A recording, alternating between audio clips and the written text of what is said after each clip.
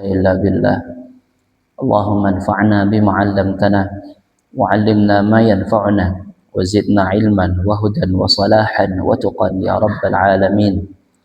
اللهم سددنا في القول والعمل وعصمنا من الخطايا والزلل. اللهم بك أصبحنا وبك أمسينا وبك نحيا وبك نموت وعليك نتوكل وإليك النشور. أصبحنا على فطرة الإسلام وعلى كلمة الإخلاص وعلى الدين نبينا محمد صلى الله عليه وسلم وعلى ملة أبينا إبراهيم حنيفا مسلما وما كان من المشركين. اللهم أنت ربنا لا إله إلا أنت خلقتنا ونحن عبدك ونحن على عبدك ووعدك ما استطعنا نعوذ بك من شر ما صنعنا نبوء لك بنعمتك علي ونبوء بذنوبنا فاغفر لنا فإنه لا يغفر الذنوب إلا أنت. Setelah berpujian syukur kepada Allah Azza wa Jalla atas segala limpahan nikmat karunia kepada kita, disambung dengan salawat serta salam kepada Rasulullah sallallahu alaihi wasallam. Marilah kita sama-sama terus meningkatkan kualitas iman takwa kita kepada Allah. Alhamdulillah kita dilahirkan pertama dengan keadaan Islam, lalu kemudian hidup dalam keadaan Islam dan menumbuhkan keimanan. Maka pesan yang terakhir adalah wala tamutunna illa wa antum muslimun. Jangan pernah kita sekali-kali wafat kecuali dalam keadaan muslim, berserah diri kepada Allah. Dan wafat dalam keadaan Islam adalah sebuah upaya yang harus sangat diperhatikan, usaha yang harus betul-betul diprioritaskan, sehingga kita mampu menjamin diri kita wafat dalam keadaan muslim. Insyaallah semoga kita ditutup semuanya dengan keadaan husnul khatimah. Amin amin ya rabbal alamin. Hadirin jamaah hadani Allah wa iyyakum. Hadirnya kita Masya Allah mudah-mudahan dapat mengundang daripada rahmat dan keridhaan dari Allah. Allahumma amin ya rabbal alamin. Ya, mungkin banyak di antara kita yang agak ngantuk, insyaallah tidak apa-apa. Sangka baik, kayaknya semalam qiyamul lailnya panjang, insyaallah, sehingga kalau sekarang ngantuk dimaklum. Tapi kalau mau bersungguh-sungguh menahan ngantuknya, insyaallah Allah akan berikan banyak karunia berupa kenikmatan-kenikmatan. Di antara Allah ingin mengampuni dosa kita adalah dengan kita bermajlis, ya. Dengan bermajlis ketika bubar itu, Masya Allah, Allah akan ampuni dan gugurkan juga dosa-dosa kita semua. Mudah-mudahan ini jadi sarana untuk kafarah dosa-dosa kita, Insya Allah. Amin ya rabbal alamin. Masuk kepada pembahasan dari fikih sunnah bab siwak yang kemarin sudah kita bahas sedikit, bahwa siwak adalah hukumnya sunnah, yustahab fi jami'il awqat li hadis Aisyah radhiyallahu anha, as-siwaku mutahharatun lil fami, bahwa siwak yang diriwayatkan oleh Aisyah, ibunda Aisyah ummul mukminin radhiyallahu taala anha, dia berkata Rasulullah sallallahu alaihi wasallam bersabda, as-siwaku mutahharatun lil fami, bahwa siwak itu mensucikan mulut, wa mardatun lirabbi, dan membuat Allah Ta'ala ridho. Maka dengan kita bersiwak maupun dengan sarana sekarang yang disediakan, yakni fursyatul asnan, menggosok gigi dengan pasta gigi dan juga sikatnya, niatkan adalah untuk mengamalkan sunnah, diantaranya membersihkan gigi. Ya insya Allah dengan itu bisa membersihkan, mensucikan mulut kita dan mendatangkan keridhaan Allah Ta'ala, ya. Dan ini senada dengan hadis-hadis yang membahas tentang keutamaan siwak. Yang pertama kali yang dibahas untuk bab siwak ini adalah ketika sebelum wudu, ya, indal wudu, ketika sedang wudu. Laula an asyqa ala ummati la amartuhum bisiwak ma'al wudu. Seandainya saya tidak memberatkan, seandainya tidak memberatkan bagi umatku, maka saya akan perintahkan, wajib berarti perintahnya ini, untuk menggandeng setiap wudu dengan siwak. Namun jika itu terasa tidak memungkinkan, maka di antara beberapa waktu sholat pun insya Allah afdal, terutama yang sebelumnya ini kita ada makan-makan. Contoh sholat duhur, ya, mungkin sebelumnya sudah ada makan siang, maka setelah makan siang masuk sholat duhur, kita alangkah baiknya mengamalkan sunnah untuk membersihkan gigi. Ataupun ba'da maghrib atau ba'da isya yang makan sorenya di sekitaran jam segitu, maka baiknya kita mensucikan mulut kita ketika mau sholat, yakni saat berwudu. Lalu kemudian yang kedua adalah inda sholah, ya, maksudnya juga sama. Laula an asyqa ala ummati la amartuhum bisiwak inda kulli sholah. Namun ini perlu diperhatikan bahwa kita harus menjaga kesucian dari siwak itu sendiri, kebersihannya. Bukan berarti kita nanti melarang yang terlalu hulu, yang berlebihan. Contoh setiap mau sholat sunnah siwakan, terus nanti disimpan. Mau sholat fardu siwakan lagi. Nah, itu sepertinya terlalu rajin sekali. Yang padahal boleh kita renungan, jika bekas mulut terus hanya disimpan saja tanpa dibersihkan lagi, nah ya, itu kan kayaknya kurang baik juga akhirnya, ya, kurang bersih. Yang maksudnya yang kita betul-betul perhatikan adalah bersiwaknya ketika berwudu, yang sudah jadi barang tentunya sholat kita sudah termasuk, ya. Sholat kita termasuk sebelumnya sudah bersiwak, insya Allah sholat kita sudah termasuk sebelumnya menggunakan siwak, karena pas wudunya kita bersiwak dulu tadi, ya. Lalu kemudian yang ketiga adalah inda qiraatul Quran, ketika hendak membaca Al-Quran. Hadis Nabi SAW dari Ali radhiyallahu an, qala umirna bisiwak, kita diperintahkan untuk bersiwak. Qala, dan beliau menyambung lagi, innal abda idza qama yusalli atahu malakun faqama khalfihi yastami'ul Qur'an wa yadnu fala yazalu yastami'u wa yadnu hatta yad'afahu ala fihi, masyaallah, fala yaqra'u ayah illa kanat fi jawfil malak.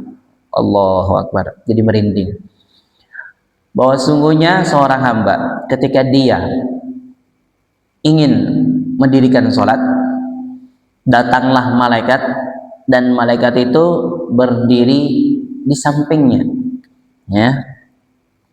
Untuk apa? Mendengarkan bacaan Quran kita dalam sholat. Dan tidak akan dia mendengarkan bacaan sholat kita sampai si malaikat mendekat kepada mulut kita. Jadi maksudnya dia malah mendekat ketika kita membaca bacaan Al-Quran kita di dalam sholat. Masya Allah. Dan sampai sedekat mulut kita dekat sekali dengan wajahnya malaikat. Seperti itu, Pak. Masya Allah. Maka alangkah baiknya sebelum tadi, ketika sebelum sholat atau di wudhu tadi, kita bersiwak sehingga bacaan kita tidak menimbulkan bau yang tidak sedap, justru harus menimbulkan harum. Khususnya lagi ketika baca Al-Quran, Masya Allah. Karena memang makanannya malaikat lah, ya, ibadah. Dia suka sekali dengan peribadatan, sehingga malaikat akan mendekat, khususnya ketika baca Quran tadi, mau baik dalam sholat maupun luar sholat, baiknya sebelumnya adalah kita bersiwak. Yang keempat, dari kebiasaan Rasul juga sunnah inda dukhulil bait, ketika hendak masuk rumah. Nah, berarti ini siwak memang dia mudah dibawa, ya. Pernah bertanya, ada seorang bertanya kepada Aisyah radhiyallahu taala anha, apa yang dilakukan Rasul sallallahu alaihi wasallam ketika hendak masuki rumah? Maka berkata Aisyah radhiyallahu anha, faqalat bisiwak, idza dakhala baitihi bisiwak. Jadi sebelum masuk rumah beliau membersihkan mulut dulu.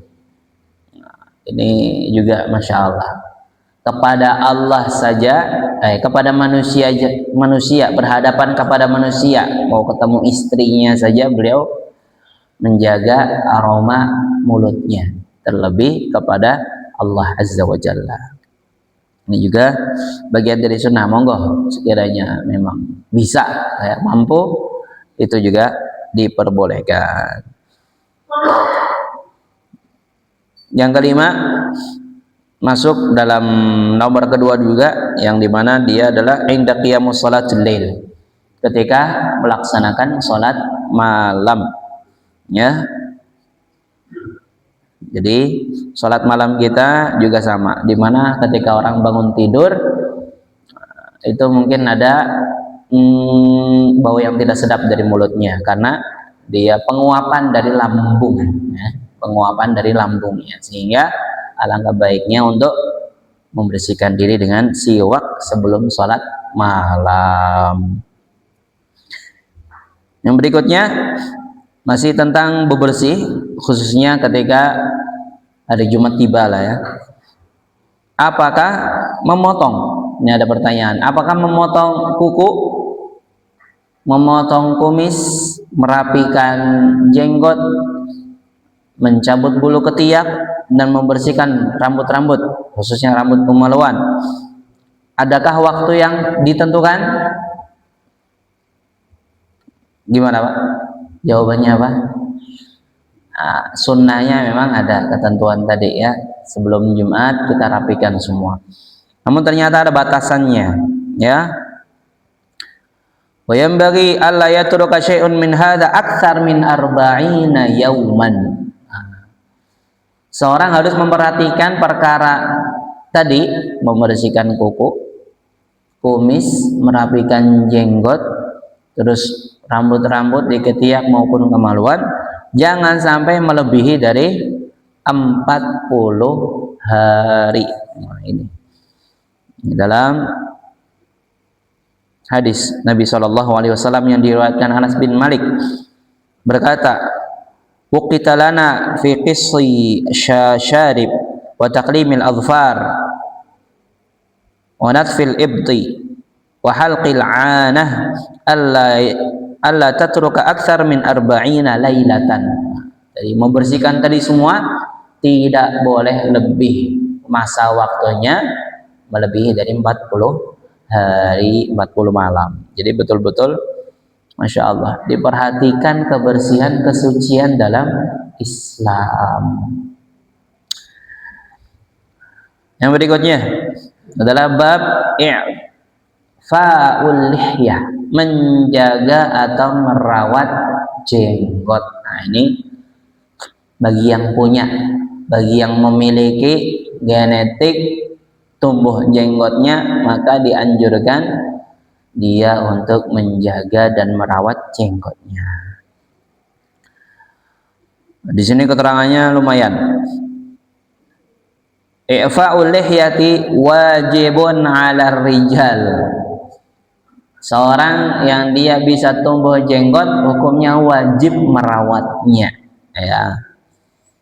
Khususnya untuk laki-laki.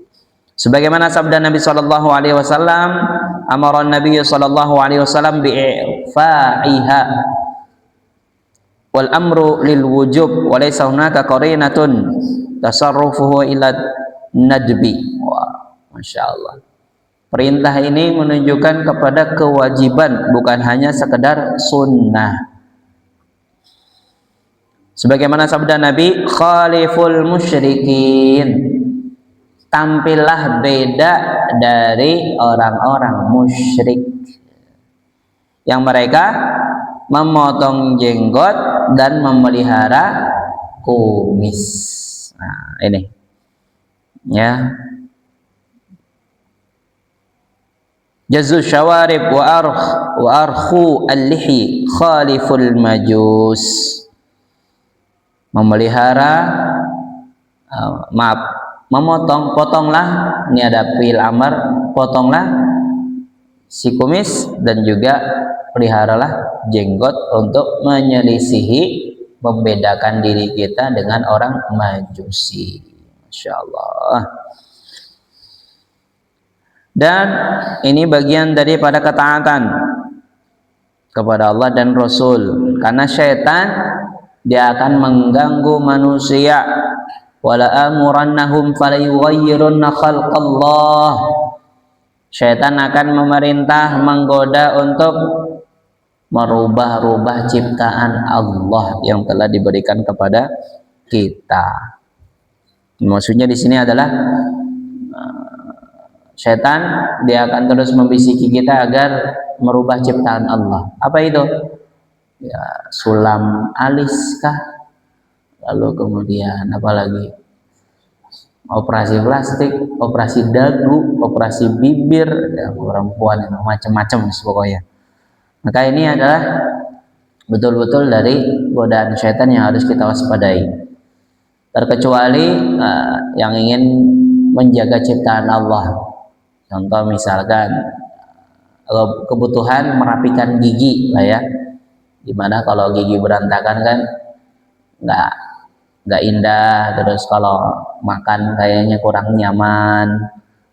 Itu ada yang membahas dari bab ini, jika itu memang untuk memelihara ciptaan Allah, bukan merubah-rubah, insya Allah masih diperbolehkan. Lalu kemudian ada larangan dari Rasulullah sallallahu alaihi wasallam, la'ana Rasul sallallahu alaihi wasallam mutasyabbihina minar rijali bin nisa. Rasulullah sallallahu alaihi wasallam melaknat seseorang yang dia menyerupai, orang yang suka menyerupai, yang dia laki-laki ingin seperti perempuan, atau sebaliknya, yang perempuan ingin terlihat seperti laki-laki. Ini aku udah hati-hati, insyaallah. Lalu kemudian pembahasan masih tentang jenggot, hal yajuzu qassu ma zada min 'anil qabdati minal lihyah. Ada keterangan bahwa jenggot ini harus betul-betul dirawat, jangan sampai lebih dari 1 genggaman. Nah, 1 genggam, kalau dia lebih, yang lebihnya ini dicukur. Apakah ada penjelasan seperti ini? Nah, ini jadi pertanyaan dalam kitab. Maka jawabannya adalah ya, memang harus diperhatikan, diperbolehkan untuk memotong ketika memang sudah lebih dari 1 genggaman. Yang di situ juga untuk menyelisihi, ada juga satu kaum ya, ada satu ciri agama yang dia memelihara jenggot, tapi wah kebablasan sampai mau dikepang. Masya Allah ya. Apa itu? Kayaknya di mana, negara apa biasanya, India apa ya, apa Pakistan gitu, yang orang-orang Hindu apa Buddha kalau di sana, Hindu orang Hindunya, para apa sebutannya itu, rohibnya lah ya, pendeta-pendetanya lah ya kalau bahasa ini, itu panjang-panjang sekali, subhanallah. Muhalliqina ru'usakum wa muqassirin, maka potonglah rambut kita yang ada di kepala, pendekkan juga segala rambut-rambut yang ada diperhatikan rambut-rambut yang tumbuh di tubuh kita untuk dipotong. Dan ini dari ciri para sahabat juga, Masya Allah. Ini menjadi pertanyaan yang penting ketika Rasulullah SAW juga ingin tahu bagaimana cara mengenali umatnya. Ini diantaranya adalah dengan mengamalkan sunnah Nabi. Bagaimana engkau mengenali umatmu setelah engkau nggak ada Rasul? Dengan ciri-ciri sunnah-sunnah Nabi yang melekat kepada pengikutnya tadi. Masya Allah. Lalu berikutnya bab yang kita bahas adalah at-taharah al-hukmiyah, bersuci dengan secara hukum berbagai macam air, anwa'ul miyah. Ketika kita ingin bersuci dengan air, maka ciri-ciri air harus betul-betul kita perhatikan. Yang pertama adalah ma'ul mutlak, air yang betul-betul air mutlak, bukan buatan, bukan apa yang aneh-aneh lah ya, yang zaman sekarang misalkan dia mampu membuat cairan, gel dan segala macamnya. Ini betul-betul air mutlak yang dia turun dari bumi atau turun dari langit atau tumbuh dari bumi, ya. Wa yunazzilu minas samaa'i ma'an liyutahhirakum bih, ya, yang dari langit diturunkan atau dari bumi dia tumbuh muncul. Cuma katanya ada beberapa daerah yang dia hujannya hujan buatan, dan itu keilmuan, cuma wallahu alam lah ya, kita bukan untuk bersuudzon, tapi ada yang mendapatkan ketika kehujanan itu malah airnya itu beda, ya, ada semacam campuran kimiawinya yang itu kalau kehirup tidak baik, maka kita kudu hati-hati juga. Tapi insya Allah kalau daerah kita Pantura ini kan insya Allah ya dekat dengan laut, dan itu dari penguapan laut lebih dekat insya Allah, dan air yang turun mudah-mudahan lebih baik dan lebih menyehatkan dan lebih suci tentunya. Masuk dalam bab air yang mutlak ini adalah contohnya air sungai, salju, air apalagi sumur. Nah, itu bagian dari air-air mutlak yang dia suci dan mensucikan. Dan juga air laut, Masya Allah, walaupun dia sudah berasa, ya, tapi ada juga air laut yang tawar. Sebagaimana sabda Nabi SAW ketika ditanya tentang air laut, Nabi SAW sabdakan, huwa tahurun ma'uhu wa hillu maitatuhu. Air laut itu suci dan bangkainya juga suci. Pertanyaan, ada hewan yang di laut namanya anjing laut, halal apa haram anjing laut? Anjing,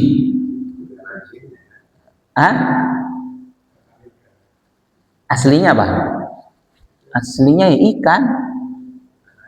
Kita samain atau sebutan saja, sebutannya anjing laut, padahal ya ikan juga. Jadi hukumnya boleh, halal semuanya, mau baik yang bertaring tajam kayak apa, hewan apa yang paus apa, hiu sih, hiu, terus ada lumba-lumba yang dia giginya tajam juga, terus apa lagi, segala macam lah ya. Singa laut ya tuh yang di salju, itu semuanya halal. Oke, jadi semuanya halal. Bangkai yang dari laut loh ya, bukan diadakan.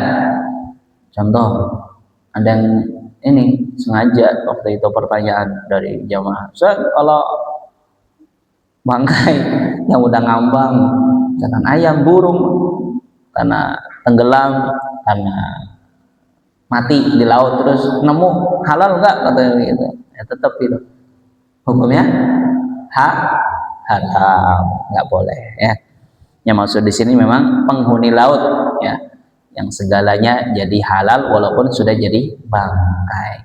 Tapi pun kita cerdas, misalkan bangkainya udah lama ngapung di, misalkan ada paus, menemukan paus yang sudah mati terus sudah jadi bangkai yang itu udah busuk. Nah, kita pun insya Allah sudah paham lah ya, oh itu nggak baik untuk dikonsumsi, sekalipun ada yang mengatakan itu masih diperbolehkan. Lalu kemudian segala air tadi itu air suci mensucikan, dia diperhatikan dari warna, bau, dan juga rasa. Insyaallah. Yang kedua, pembahasan masih air adalah air yang najis. Air yang najis adalah air yang tercampur dengan satu zat yang merubah sifatnya, salah satu sifatnya. Ya, kalau air sifatnya sudah berubah, baik warna, bau maupun rasa, maka air itu sudah terkontaminasi. Nah, jika itu tercampurnya dengan suatu zat yang najis atau haram, maka dia berubah, airnya tidak suci lagi. Ya, apakah boleh berwudu dengan bekas wudu yang lain? Nah, ini banyak pendapat, namanya fikih, ya, dimana bukan hanya tentang wudu, bahkan mandi besar pun ada yang berpendapat bekas air mandinya ini masih boleh dipakai untuk bersuci lagi, dimana Nabi SAW pernah melakukan ini ketika mandi besar bersama istrinya. Nah, Masya Allah, ini bagian dari sunnah yang coba kita belajar praktekkan yang sudah punya keluarga. Kalau mandi janabah boleh juga bersama pasangan, dan airnya masih bisa dipergunakan. Karena apa? Al-ma'u tuhurun la yunajjisuhu syai'un. Air itu secara awalnya dia memang suci, dari sananya suci, dan tidak bisa dikotori atau dinajisi oleh sesuatu apapun. Maka adab-adab mandi yang sudah kita sampaikan di sebelumnya, bab bersuci, kita harus praktekkan dulu sehingga bekas air mandi kita itu baik, masih bersih. Contohnya apa? Membersihkan kemaluan dulu, berwudu dulu, itu lagi bab mau mandi janabah, mandi besar, ya. Jadi itu harus dipraktekkan dulu, baru mandi besarnya bekas airnya bisa menjadi baik, masih boleh dipergunakan lagi. Ini bab yang boleh menggunakan air bekas tadi. Berwudu dengan air itu pun masih diperbolehkan sekiranya memang tertampung, okay. Misalkan mandinya di bathtub, berendam, nah, ya, ataupun apa ya, segala macam lah, ya, yang memang air itu tidak terbuang misalnya, maka masih boleh dipergunakan untuk bersuci. Adapun yang berpendapat jadi musta'mal, pernah dipakai, sudah pernah dipakai air itu, ya sudah. Jika kita mengambil pendapat bahwa air itu musta'mal, telah terpakai, maka kita tidak diperkenankan untuk bersuci dengan bekas tadi, ya. Jadi monggo, insyaallah semuanya benar, ada keterangannya, tinggal kita mau pakai yang mana. Bahkan di sini dibahas yajuzu lirrajuli ayyaghtasila bi fadlil mar'ah. Seorang laki-laki boleh mandinya di sini tentunya bersuci, ya, bekas air mandinya istrinya. Nah, seperti itu. Walaupun di sini ada dua mazhab. Yang pertama tidak diperbolehkan, yang kedua boleh. Nah, tuh. Ada hadisnya masing-masing, saling menguatkan. Untuk yang tidak membolehkan, nah Rasul sallallahu alaihi wasallam ayyaghtasila al-mar'ah bi fadli ar-rajuli aw yaghtasila ar-rajul bi fadli al-mar'ah liya'tarifa jami'an. Rasul sallallahu alaihi wasallam melarang seorang laki-laki mandi bekas dari sisa istrinya atau bekas air mandi sisa istrinya. Entah itu bekas atau memang bekas mandi, bekas sisa atau bekas mandinya. Ya contoh tadi di bathtub lah, ya, tempat untuk berendam. Dan sebaliknya, seorang perempuan mandi bekas suaminya. Tapi ada juga yang membolehkan. Igtasala ba'du azwajin Nabi sallallahu alaihi wasallam fi jufnatin faja'a Nabi sallallahu alaihi wasallam faqalat lahu ya Rasulullah inni kanat junuban. Rasul mendatangi istrinya yang mau mandi, ya. Lalu istrinya berkata, wahai Rasul, saya ini sedang junub. Maka Rasul sallallahu alaihi wasallam sabdakan, innal ma'a la yajnub, bahwa air tidak junub. Jadi ya suci saja, boleh dipakai seperti itu. Dan Aisyah radhiyallahu taala anha pernah mandi satu bejana dengan Rasul atau satu betap, ya, masya Allah. Jadi seperti itu. Maka monggo dari beberapa mazhab, 4 mazhab ini sudah ada keterangan bahwa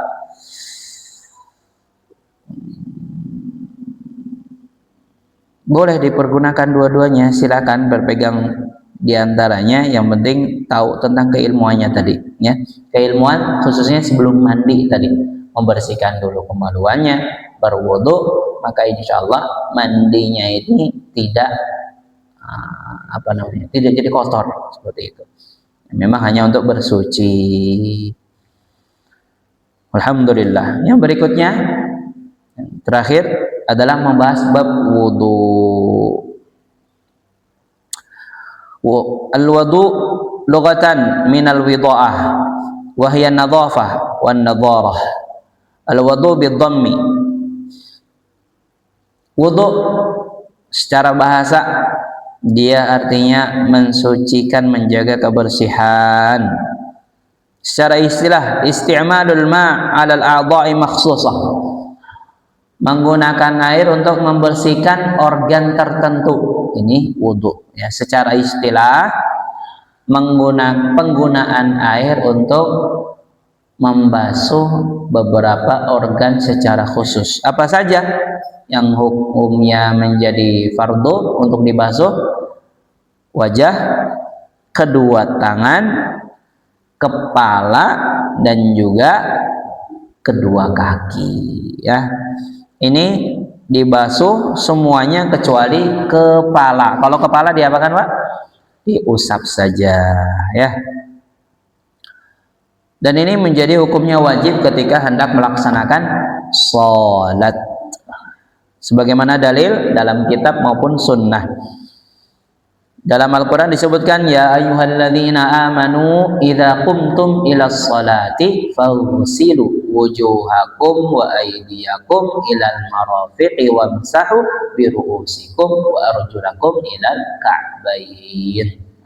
Jadi hukumnya wajib ketika mau sholat, diperintahkan oleh Allah untuk berwudu. Membasuh apa saja? Wujuhakum, wajah, dengan wa aydiyakum ilal marafiq, kedua tangan sampai ke siku, wamsahu biru'usikum, mengusap kepala, wa arjulakum, dan membasuh kedua kaki. Bedanya membasuh sama mengusap apa? Kalau membasuh dengan air langsung, kalau mengusap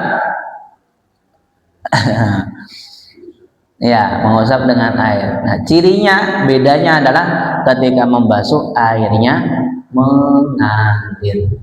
Ya, bedanya di situ, harus mengalir. Jadi bawa air itu terus dibasuh sehingga air itu mengalir, mengucur. Ya, itu membasuh. Khusus yang punya jenggot betul-betul harus di sela-sela. Ya, apalagi yang lebat. Kalau yang tipis hanya usapan begini, insya Allah sudah cukup. Kalau yang tebal, lebat, banyak sampai bewokan, nah itu harus di sela-sela semuanya. Ya, ini basuh. Tangan juga sama, dibasuh, mengalir airnya. Kalau adabnya dari telapak sampai ke siku. Tapi kalau ada kocoran gitu ya, pakai keran, boleh nggak dari siku?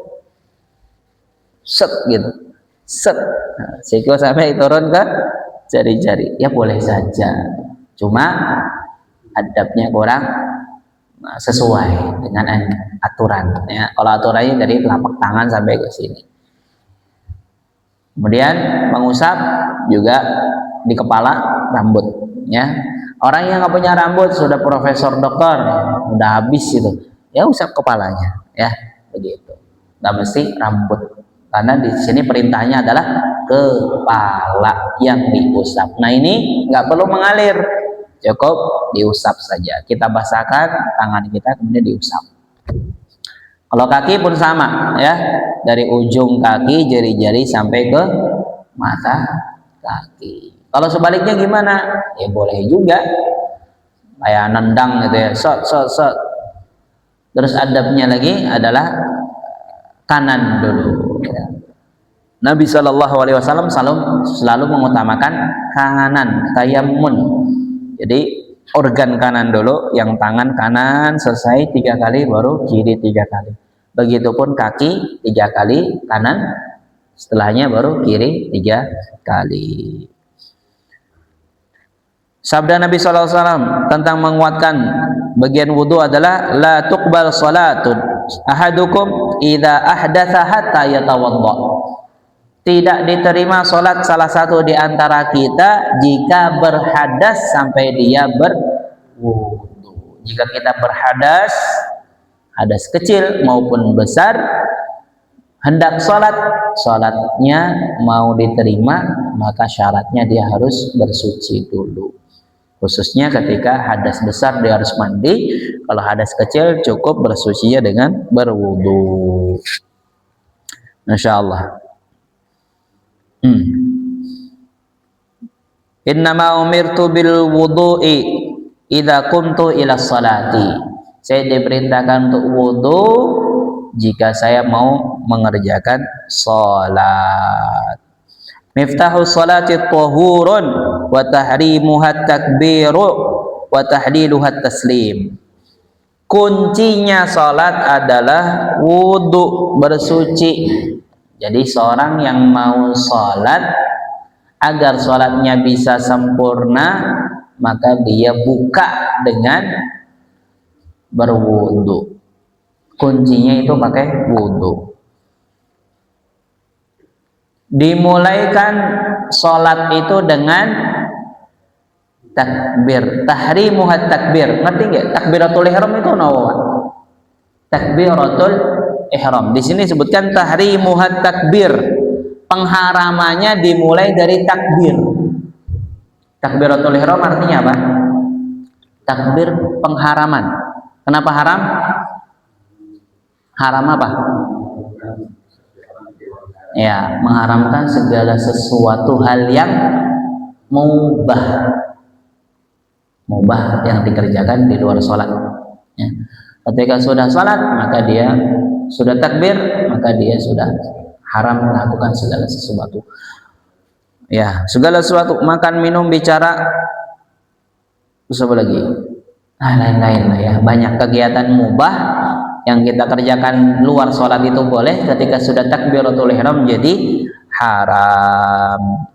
Wa tahliluha taslim, dan penghalalnya dengan salam yang pertama, assalamualaikum warahmatullahi, ke kanan udah. Salam yang kedua sunnah. Masyaallah, jazakumullah khair yang sudah menyediakan segalanya. Allahumma at'im man at'amana wasqi man saqana. Ya Allah, berilah makan kepada yang memberi makan kepada kami, dan berilah minum kepada yang telah memberi minum kepada kami. Amin amin ya rabbal alamin. Terakhir sedikit lagi keutamaan berwudu. Nah, ini penting nih. Yang tadi sudah disinggung tentang ciri Nabi mengenali umatnya. Yang pertama adalah at-tuhur syatrul iman. Bersuci, menjaga kesucian, tanda dia beriman. Masya Allah. At-tuhur syatrul iman. Kesucian itu bagian dari keimanan. Kalau ada yang dengar istilah an-nadhafatu minal iman, itu bukan hadis.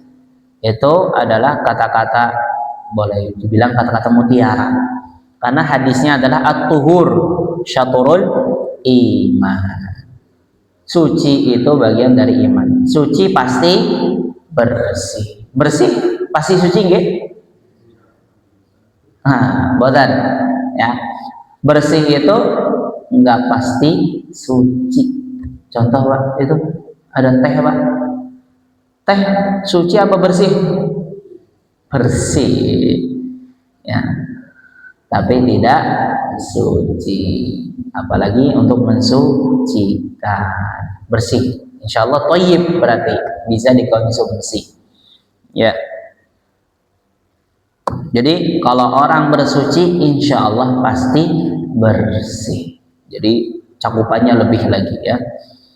An-nadhafatu minal iman, kebersihan sebagian dari iman, itu mungkin makna dari at-tuhur syatrul iman. Tapi hadis konteksnya adalah at-tuhur, kesucian itu syatrul iman, bagian dari keimanan. Yang kedua, keutamaan wudu tadi, hadisnya dari Abu Hurairah radhiyallahu taala anha, bahwasanya Rasulullah sallallahu alaihi wasallam bersabda, "Idza tawaddaa al-'abdul muslim atau mu'min," jika seorang hamba Allah yang muslim atau mukmin berwudu, faghasala wajhahu kharaja min wajhihi kulli khati'ah nadhara ilaiha min qatral ma. Masya Allah. Seorang kalau dia berwudu membasuh wajahnya, maka dosa-dosa di wajah, mata, hidung, mulut itu berguguran. Membasuh tangan, maka dosa yang diperbuat oleh tangan berguguran. Sampai kaki pun, di mana dia pernah melangkah kepada suatu hal yang tidak disenangi oleh Allah, yang menimbulkan dosa, bisa digugurkan. Annahu yukaffiru saghairud dzunub, bahwa berwudu dia mukaffarah. Kafarah bisa menjadi penghapus dari dosa-dosa kecil. Masya Allah. Lalu disempurnakan, man tawaddaa hakadha, siapa yang berwudu dengan seperti ini, maksudnya cara Nabi, ghafara lahu ma taqaddama min dambi, Allah akan mengampuni dosa-dosa yang di masa lalu.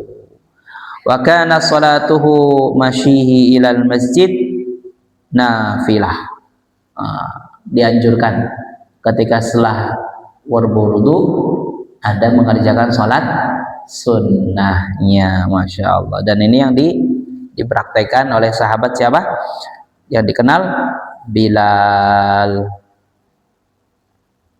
Asbighul wudu, sempurnakanlah wudu kita. Jadi jangan mengambil yang fardu saja kalau bisa ya, walaupun nggak masalah, tapi sempurnakan, maksudnya sunnah-sunnahnya diperhatikan, dari cuci tangan sela-sela, kemudian kumur-kumur, istinsyak itu menghirup air, bukan hanya begini, tapi hirup airnya agar masuk sampai ke dalam, baru istinsyar, disemburkan.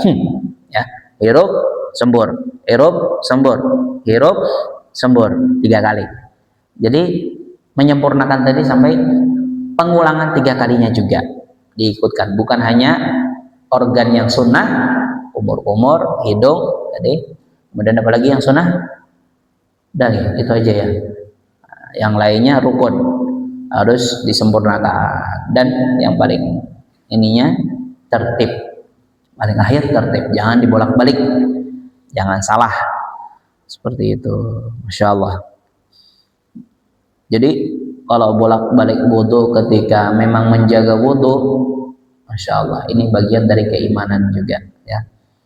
Seorang dia ingin wafatnya dalam keadaan suci, maka dia harus mampu menjaga wudu. Masya Allah, alhamdulillah.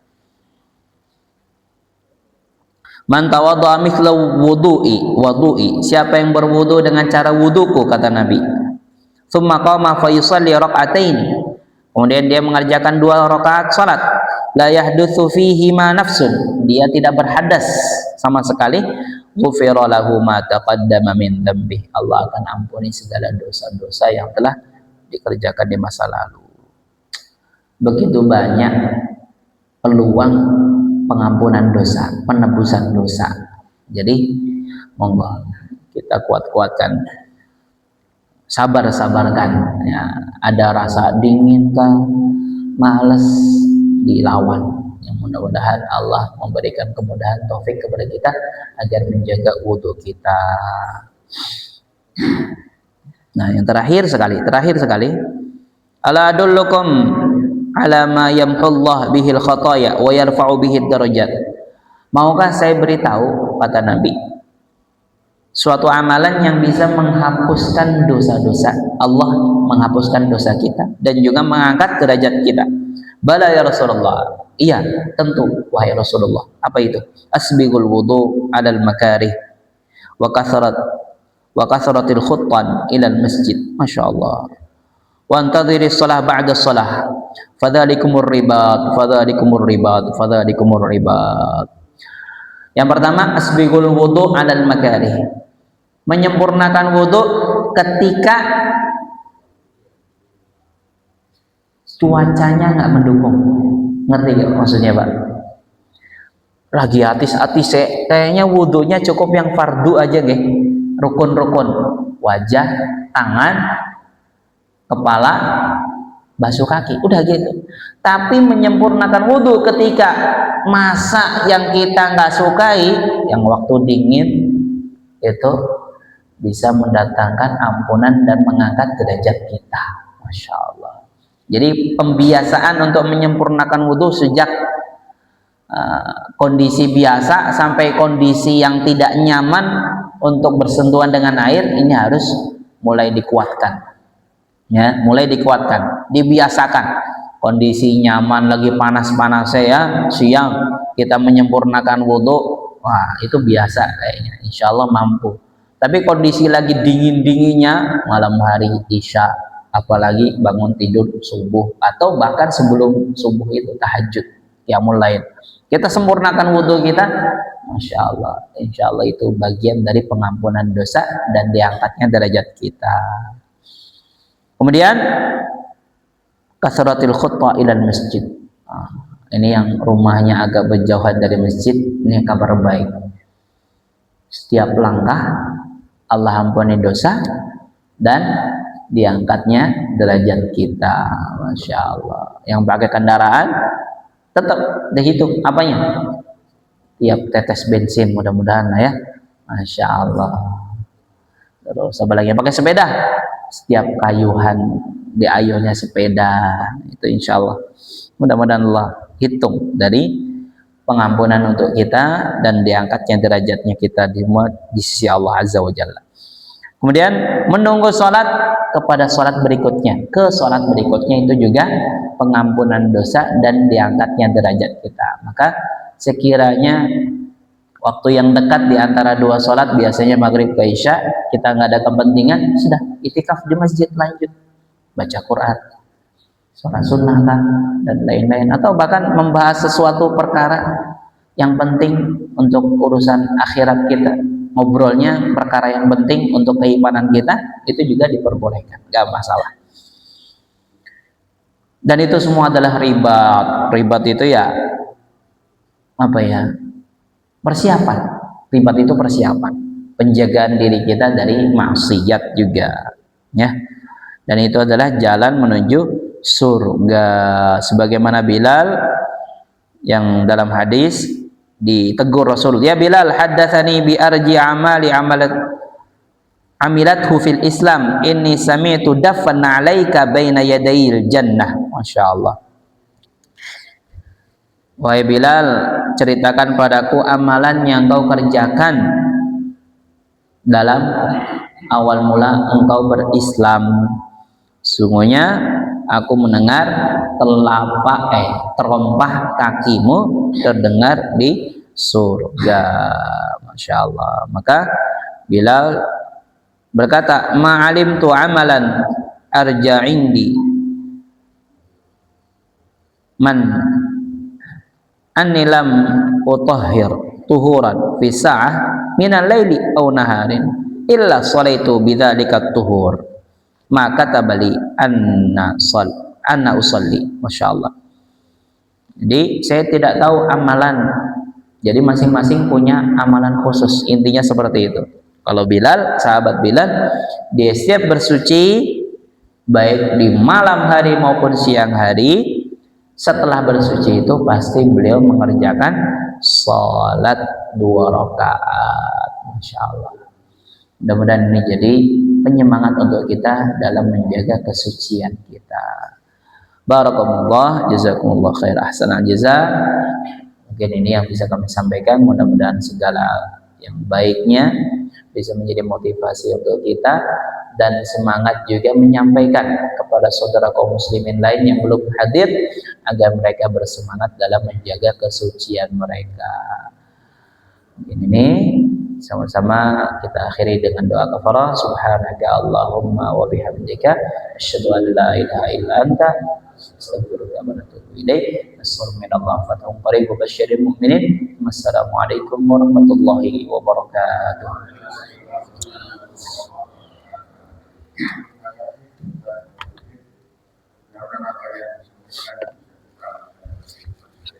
Amin ya Allah. Amin ya Rabbal alamin. Waalaikumsalam.